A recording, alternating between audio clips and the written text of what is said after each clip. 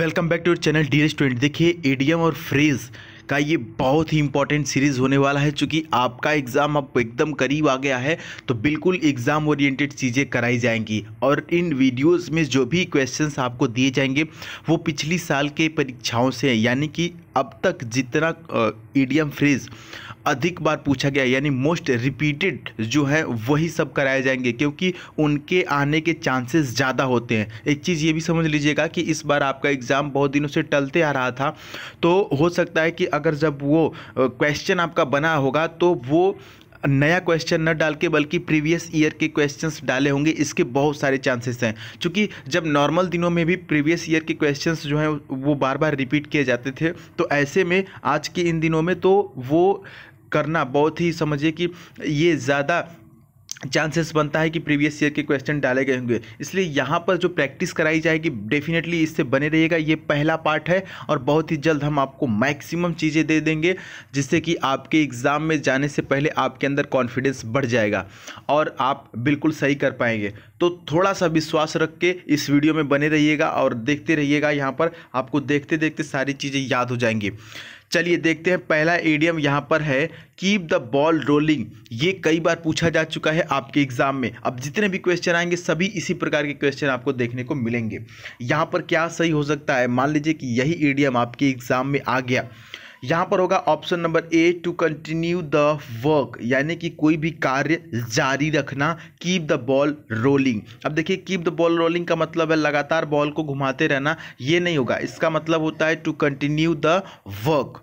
अगले क्वेश्चन की तरफ बढ़ेंगे डियर स्टूडेंट। देखिए बेहद ही इंपॉर्टेंट है, इस बार आप किसी भी कंडीशन में अपना एग्जाम नहीं मिस कर सकते। किक द बकेट, खुद को फिट रखिए और बताइए यहाँ पर क्या सही हो सकता है। देखिए किक द बकेट भी कई बार पूछा गया है आपके एग्जाम में। यहाँ पर जो सही ऑप्शन होगा वो ऑप्शन नंबर डी होगा, यानी कि डाइड। किक द बकेट का मतलब होता है मर जाना।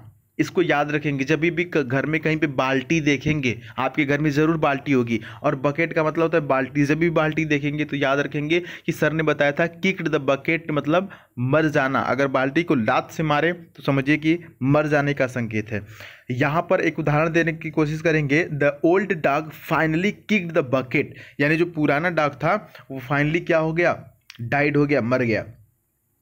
देखिए गिफ्ट ऑफ द गैब पिछली बार पूछा गया था, पिछली बार के एग्जाम्स में पूछा गया था गिफ्ट ऑफ द गैब। इसका मतलब होता है बोलने की कला। हम इसको कई बार करा चुके हैं। Talent for speaking, option number C, talent for speaking. बेहद इंपॉर्टेंट क्वेश्चन है ये, बोलने की कला। नेक्स्ट क्वेश्चन की तरफ बढ़ते हैं। टू डाई इन हैरेनेस। देखिए बहुत ही ये इंपॉर्टेंट सीरीज चल रही है डियर स्टूडेंट। अभी आपको लग रहा होगा इजी है, चूंकि हम इसको करा चुके हैं। अब जो भी मोस्ट रिपीटेड क्वेश्चन होंगे ना उसको हम खोज के पाताल में से ला करके आपके सामने रखेंगे और उसको समझाएंगे। यहाँ पर होगा डियर स्टूडेंट टू डाई इन हैरेनेस का मतलब होता है कार्यकाल के दौरान मृत्यु, कार्यकाल के दौरान मृत्यु। तो यहाँ पर क्या हो जाएगा, C, to die while in service, यानी कि कार्यकाल के दौरान मृत्यु हो जाना। ऐसे कौन से प्रधानमंत्री हैं, आप कमेंट बॉक्स में बताइएगा कि ऐसे कौन से प्रधानमंत्री हैं जिनकी मृत्यु काल यहाँ पर कार्यकाल के दौरान हो गई थी। टू डाई इन हैरेनेस। अगला है कि टू स्मेल और रैट। देखिए ये भी डियर स्टूडेंट मैं बता दे रहा हूँ कि 2018 के एग्जाम में पूछा गया था। टू स्मेल अ रैट, मुझे अच्छी तरह से याद है कि ये क्वेश्चन पूछा गया था। टू स्मेल अ रैट का मतलब होता है संदिग्ध होना, यानी कि टू बी सस्पिशियस। देखिए कहीं कहीं सस्पिशियस की जगह सस्पेक्ट भी लिख देता है, तो वही सही होगा, सस्पेक्ट या सस्पिशियस, यानी कि संदिग्ध होना। याद कैसे करेंगे सर, देखिए जब बिल्ली घर में आती है तो चूहे इधर उधर घूमते रहते हैं तो उसको स्मेल करता है रैट, उसके चूहे स्मेल करती है वो, यानी कि वो संदिग्ध, मतलब उसको लगता है कि यहाँ पर कोई चूहा है, उसको संदिग्ध फील होता है। That is to be suspicious. It means to be suspect भी हो सकता है। याद रखेंगे, रिलेट करिए, बिल्ली चूहा सब कुछ रिलेट करिए, किसी भी तरह से चीज़ों को रिलेट करिए। और यहाँ पर जो बेहद इंपॉर्टेंट आपके सामने आ चुका है at the 11th hour, at the 11th hour बहुत ही इंपॉर्टेंट ईडियम है। बताइए यहाँ पर कौन सा ऑप्शन सही हो सकता है। मान लीजिए कि यही आपके एग्जाम में आ गया, बिल्कुल अब वक्त नहीं है, एक एक क्वेश्चन यहाँ पर आपके लिए बहुत ही महत्वपूर्ण हो सकता है। एट द 11th आवर का मतलब होता है लास्ट मोमेंट, यानी कि to do things at the last moment, यानी कि कोई भी चीज़ आखिरी पलों में करना, आखिरी समय में करना।